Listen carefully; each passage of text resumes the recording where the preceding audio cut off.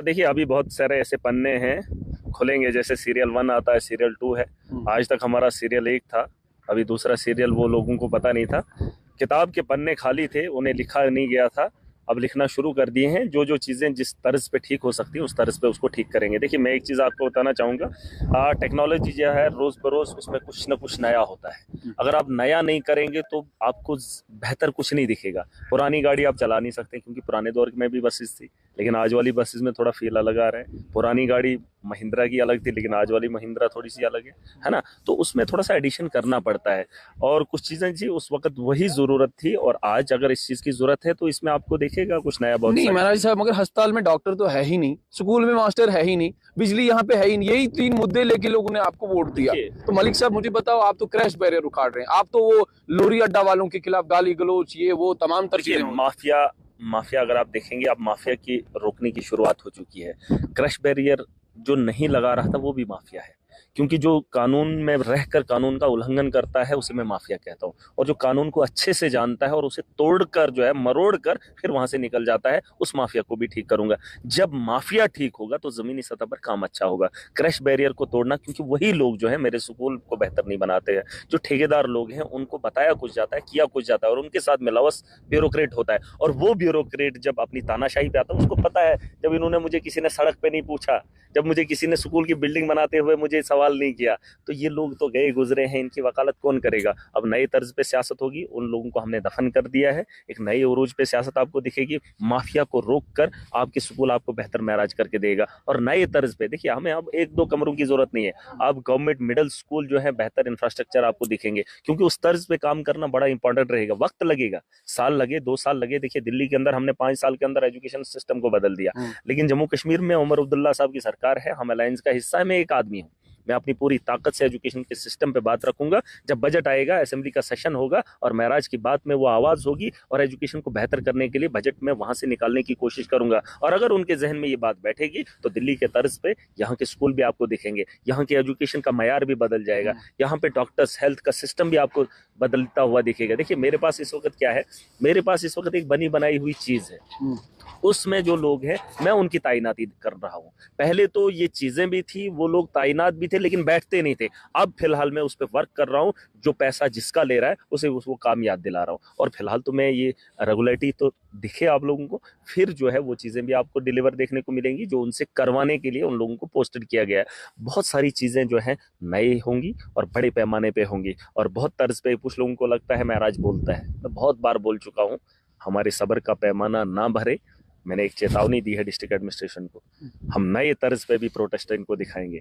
इन्हें लगता है कि इनका तरीका प्रोटेस्ट, तो नाम बहुत सारे लोगों ने सुना है, लेकिन हमारा जो प्रोटेस्ट होगा पूरा देश देखेगा।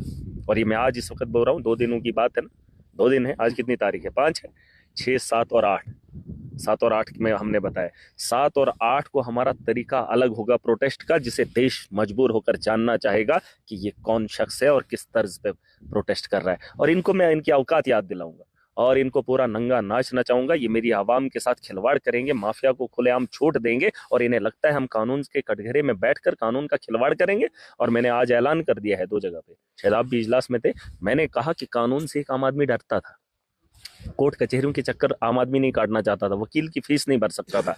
आज मैंने लोगों को खुलेआम कहा है, मेरे पास पैसा है मेरे पास, और वकील महराज देगा। आप सबूत इकट्ठे करो, और उन लोगों के खिलाफ अगर आपको कार्रवाई चाहिए कटघरे में, महराज उनको आपके सामने खड़ा करके देगा और इंसाफ करके दूंगा, वो पैसा महराज भरेगा। और देखिए मैं लोगों को हर वो चीज दूंगा जिस चीज से उन्हें खौफ लगता है, जिस चीज से उन्हें डर लगता है, और जिन लोगों का इनके दिलों के अंदर डर है उनके दिलों में खौफ पैदा करना ही महराज का काम है, और साबित करके दूंगा। और दुनिया की ताकत महराज को नहीं रोक सकती है। और जो ये सपने देख रहे हैं महराज को पीएस से लगाएंगे, महराज को अंदर करेंगे, ना मुझे कोई अंदर कर सकता है और ना मुझे बाहर कर सकता है।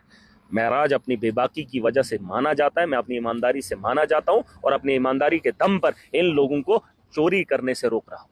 महाराज साहब, जिस तरीके से आपने वहाँ लोरी अड्डा वालों के खिलाफ या जो ठेकेदार वहां पे थे उनके खिलाफ वो गाली गलौज वगैरह, वो ताम झाम, आपने सारे लोग आपके साथ थे, वो ड्राइवर साहब के साथ, आप एडमिनिस्ट्रेशन को भी लिख सकते थे। जरूरी कोई गाली गलौज था, जरूरी तो ही आपने जो लैंग्वेज यूज की है उसमें वो जजता है आपको, आप एक मेंबर लेजिस्लेटिव असेंबली, मैं क्या हूँ, मेंबर लेजिस्लेटिव असेंबली किसके लिए हो, लोगों के लिए। तो लोगों के, जब लोगों के काम ये करते ही नहीं, ये लोगों के काम करते हैं, कितनी एप्लीकेशनें जाती हैं, क्या इतनी एप्लीकेशनों पे माफिया के खिलाफ कार्रवाई होगी? अच्छा, इससे पहले आपने इन्फॉर्मेशन नहीं, लोगों को पूछ लो, कमेंट करेंगे कितने लोगों ने गुहार लगाई। एक फौजी रिटायर मेरे पास आया, हिंदू था, फौज से वहां से बर्खास्त होकर आया है, फौज में उसने वक्त दिया है, और उस फौजी को लूटने वाला वही अड्डे वाला। और आपको क्या लगता है कि 60,000 में गाड़ी ली और किसने वो फौजी भरे? और वो फौजी फरियाद लगाते लगाते एसएसपी तक पहुंचा। 3-4 महीने बीत जाते हैं, उसकी गुहार सुनने वाला कोई नहीं। और आप मुझसे उम्मीद कर रहे हैं कि मैं इन लोगों से उम्मीद करूं? देखिए, मैं इन लोगों से बड़ा हूं, ये लोग माने या ना माने, महराज का एक प्रोटोकॉल है और एमएलए हूं। ये लोग नहीं मानेंगे, मनवाऊंगा पूरी ताकत से। और इन्हें किसी और के साथ पाला पड़ा है, अनपढ़ और जाहिलों से, महराज से नहीं। जिस दिन महराज से पाला पड़ेगा, इनको मैं इनकी औकात याद दिला दूं। आप मुझे बता दो, अभी हम ब्लॉक दिवस कर रहे थे, इन लोगों ने ट्रांसफर पटवारी की डिस्ट्रिक्ट एडमिनिस्ट्रेशन ने की या किसी और ने की? पटवारी की जगह पटवारी तो होना चाहिए था ना। एक इलाके से पटवारी उठा दिया और तामझाम खत्म कर दिया। आवास प्लस की वो फाइलें बनानी कौन बनाएगा? क्या एडमिनिस्ट्रेशन को इसकी खबर नहीं होनी चाहिए? और पटवारी को ट्रांसफर करने से पहले 100 बार क्यों नहीं सोचा? एक नायब तहसीलदार को अगर सेक्रेटरीट में ऑर्डर निकाला, तो क्या उस सेक्रेटरीट के मुलाजिम को इस बात का एहसास नहीं है कि ये जिस जगह पे तैनात था वहां लोग बसा करते हैं? ये इनका तर्ज मुझे अच्छा नहीं लगता है। माना कि ये कुर्सियों पे बैठे, चाहे वो डिस्ट्रिक्ट की कुर्सी हो या सेक्रेटरीट की कुर्सी हो, इनको ये एहसास होना चाहिए कि लोगों की जरूरियात पे काम करने वाले की जरूरत है। ये पैसा लेकर किसी का ट्रांसफर किसी के कहने पे किसी की मर्जी से करेंगे? उससे पहले वहां पे तैनाती होनी चाहिए। मुझे उस सिस्टम को ठीक करना है और बड़े पैमाने पे करूंगा। इन लोगों को इनकी औकात याद दिला दूंगा। लोगों की दरखास्तों पर आज तक किसी ब्यूरोक्रेट ने इंसाफ नहीं किया, आज तक नहीं किया। और उस फौजी की बात इसलिए दोहरा रहा हूं क्योंकि उसी आदमी ने उसे लूटा है। और पता नहीं कितनी गाड़ियों को, ये जो इलेक्शन में गाड़ियां लगती हैं, पता है आपको? आरटीओ के थ्रू जो गाड़ियां हायर होती हैं, प्राइवेट गाड़ियां, ड्राइवर्स रो रहे हैं, वही कह रहे हैं कि हमें और उस पैसे का सारा तामझाम देखूंगा मैं। और कई जगह पर इसका नाम भी आता है, इसने अपने एंड से जो है आरटीओ को गाड़ियां दी हैं, और शायद में भी वो पैसा उसने खाया है, और जिसकी वजह से आज भी ड्राइवर दर-दर है। और ऐसे माफिया को मैं पनपने दूंगा डिस्ट्रिक्ट की एडमिनिस्ट्रेशन के अंदर। और जो डिस्ट्रिक्ट महराज का है, ये किसी के बाप का नहीं है डिस्ट्रिक्ट। किसी एडमिनिस्ट्रेटर को लगता है मैं यहाँ का खिलाड़ी हूँ, खिलाड़ी एक ही है, वो है मैं महराज, इलेक्टेड हूँ। ये मेरा डिस्ट्रिक्ट है, मेरे डिस्ट्रिक्ट के अंदर तुम बाहर से आकर मेरे डिस्ट्रिक्ट को लूट कर लेके जाओगे, और मैं हाथ पे हाथ धरा देखकर तमाशा देखूं? तमाशा महराज नहीं देखेगा। अगर तुमने आवाम का तमाशा बनाया, उससे ज्यादा तमाशा तुम्हारा बनाऊंगा। और ये इनको लगता है यहाँ पे बात करेगा, यहाँ ये नाले के सामने आप सुन रहे हैं ना, इस आवाज को दुनिया तो देख रही है, लेकिन यही आवाज, इसी ताकत से वो आवाज ऐवान में गूंजेगी। और सिर्फ यहाँ जम्मू कश्मीर के नहीं, वक्त आएगा देश के बड़े आवाम से ये फैसले होंगे। महराज साहब, आपने जिस पार्टी का समर्थन दिया, आप नेशनल कॉन्फ्रेंस को आपने समर्थन दिया, मुझे ये बताओ कि नेशनल कॉन्फ्रेंस के मैनिफेस्टो में 12 गैस सिलेंडर थे, 200 यूनिट बिजली मुफ्त देने का वादा उन्होंने किया है।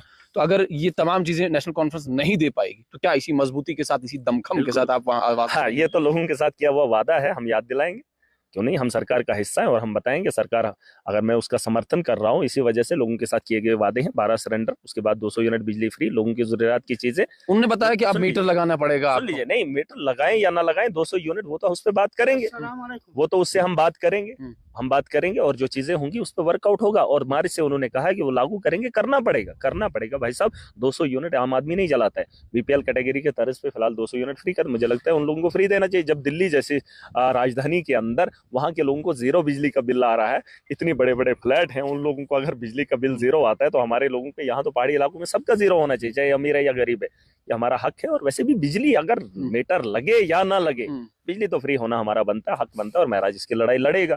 कहता है जनाब में सबसे ज्यादा पैदावार हो रही है, पैदावार इसलिए नहीं कि हमारे सबसे ज्यादा कटौती, उसके अलावा 24 घंटे की बात करूंगा।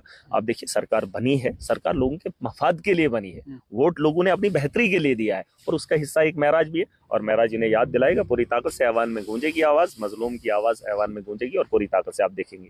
मुझे ये बताओ आखिर में कि क्या लगता है आपको कि जिस तरीके से आपने कहा कि सीरियल नंबर 1 तो माफिया का था, अभी नहीं, तो माफिया सीरियल नंबर 1 आज से पहले महराज था, जो आज से आपने पहले देखा। तो आप ये बता रहे थे कि माफिया का सीरियल नंबर 1 था क्रैश बैरियर, सीरियल नंबर 2, 3, 4, 5, हाँ, तो आप मुझे बताओ सीरियल कौन से सीरियल पे अस्पताल है, कौन से सीरियल पे टीचर्स हैं, स्कूल है, ये कौन से सीरियल पे? ये चलेगा ना। अब ये जिंदगी का एक पड़ाव है। अभी हम यहाँ पर बैठे हैं, अभी आपको नहीं पता है कि आपने आगे कैसे जिंदगी बसर करनी है ना। अभी आपने कैसे जाना है, कौन सी गाड़ी पे बैठना है, आपके पास गाड़ी इस वक्त नहीं है, लेकिन आपको ये भी नहीं पता है मैं फलानी गाड़ी में बैठ के जाऊंगा। वक्त के हालात के साथ साथ आपको एडजस्ट करना है, और जिन चीजों की जरूरत पड़ेगी आपने उन जरूरियात पे चलना है। अगर गाड़ियां बंद होगी तो आपको घर जाने के लिए पैदल जाना पड़ेगा, जो कि आज से पहले आप इस जगह से पैदल नहीं गए होंगे, है ना। तो ये चीज़ें आपको स्टेप बाय स्टेप आपको फेस करनी है, और जो भी ज़रूरियात जो भी लगेगा तो उस हिसाब से चलेगा। सीरियल 1 था, सीरियल 2 शुरू हो गया। लोगों को लगता था इनकलाब का नारा दीवानों ने दिया है, और ये दीवाने इतने बड़े हैं कि अब पूरे जम्मू कश्मीर में चर्चा सिर्फ डोडा की होगी और कॉन्स्टिट्यूंसी डोडा की। कहरा की आवाम ने, जो भलेसा की आवाम ने पहले इसकी शुरुआत की है, उसकी जो नहरें हैं नदी नालों से गुजरते हुए दरिया में घुस गई है, और वो दरिया समंदर के साथ मिलना तय है। ये वो चश्मा नहीं है जो रास्ते में सूख जाता है। हम उन पहाड़ों से गुजर कर एक दरिया का रुख ले चुके हैं, और दरिया चिनाब में घुस गया है। पहले हम भलेसा से आते थे ना, दरिया से होते हुए चिनाब में घुस गए, और चिनाब पता कर लो सीधा समंदर में जा रहा है। रास्ता बना हुआ है, कोई रोक नहीं सकता। ये इनकलाब है, इसके बारे में मत सोचना। और ये बहुत बड़ा रेवोल्यूशन है, और इस रेवोल्यूशन की जरूरत इस वक्त जम्मू कश्मीर को नहीं बल्कि पूरे देश के अंदर है, और ये होना तय है। आप देख लीजिए, मोदी चाय बेचकर हिंदुस्तान का प्रधानमंत्री बना। हम तो पढ़े लिखे हैं, हम तो अपनी एक सोच, अच्छी सोच से आए, और इस मुल्क की जिम्मेदारी अब हमारे कांधों पे है। और कोई इस भरम में ना रहे कि ये महराज मलिक है, अकेला है। अकेला भगवत मान भी था, पंजाब का चीफ मिनिस्टर बना। अकेला तो अरविंद केजरीवाल भी था, दिल्ली का चौथी बार चीफ मिनिस्टर बनने जा रहा है। अकेला तो मोदी भी था, देश का प्राइम मिनिस्टर है। देखिए, जिसने भी तारीख लिखी है उसने तारीख से पहले अपनी तारीख में कुछ और भी किया है। हमने भी कुर्बानी दी है। मैंने 15 साल के संघर्ष में जो देखा है, अब आगे वक्त आ गया है उससे दलदल से निकालने का लोगों को, और वक्त लगेगा। हो सकता है देर हो जाएगी, लेकिन बेहतर होगा। आपको माहौल में तब्दीली दिखेगी। पूछ लेना डोडा की आवाम से, कमेंट भी करेंगे, क्या इनकलाब का बदलाव थोड़ा सा भी आपको नहीं दिख रहा है? एहसास भी नहीं हो रहा है कि उन लोगों को एहसास हो रहा है कि ये लोग हमारे, उन्हें लगता था हम वो रजवाड़े में बैठे, जो भी यहाँ आता था ना बादशाह समझ कर चलता था। अब उसको समझ आ रही है कि ये वो देश है जो गांधी का है, ये वो देश है जिसे बाबा साहब ने बनाया है, जिस कानून के तहत हमें चलना है, आइन के तहत हमें चलना है। ये उनका सपना था, आज वो सपने में पूरा होते हुए देख रहे हैं लोग, जहाँ लोगों की इज्जत सम्मान हो, और लोगों के काम करने के लिए ब्यूरोक्रेट्स है। हमारा पैसा, हमारे पैसे के लेने के बाद नौकरी पे फिर हमारे पे झाड़ देंगे। कोई पढ़ लिख के आईएएस बन गया, हम उसकी तारीफ करें, ठीक है, अच्छी बात है भाई, ये काबिल आदमी है, बन गया, कुर्सी पे बैठ गया। लेकिन एक आदमी को पढ़ के बना, इंसानों को पढ़ के बना, तो उसको समझने में दिक्कत कहाँ से आती है? यहाँ तो ट्रंप बना ना आज, पहले बाइडन था। अब लोगों ने इंतखाब किसका किया? ट्रंप का। तो ट्रंप, मोदी का इंतखाब हुआ तो मोदी, उससे पहले कोई और था। अब जब लोगों का इंतखाब सबसे बड़ा है, इस वक्त दुनिया में सबसे ज्यादा नाम किसका चलता है? ट्रंप का। नाम तो सबसे ज्यादा इस वक्त ट्रंप का है, और कौन है जिसको दुनिया जानती है? वो ट्रंप है।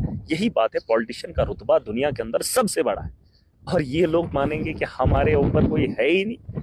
देखिए, मुझे कोई ट्रांसफर नहीं कर सकता है, लेकिन चाहे आईएएस है, आईपीएस है, कुछ भी है, उसको ट्रांसफर की जा सकती है, ठीक है। लेकिन महराज को हटाने वाला कोई भी नहीं है, अपनी मर्जी से है, और आवाम की बेहतरी, इस मुल्क की बेहतरी का बहुत बड़ा योगदान।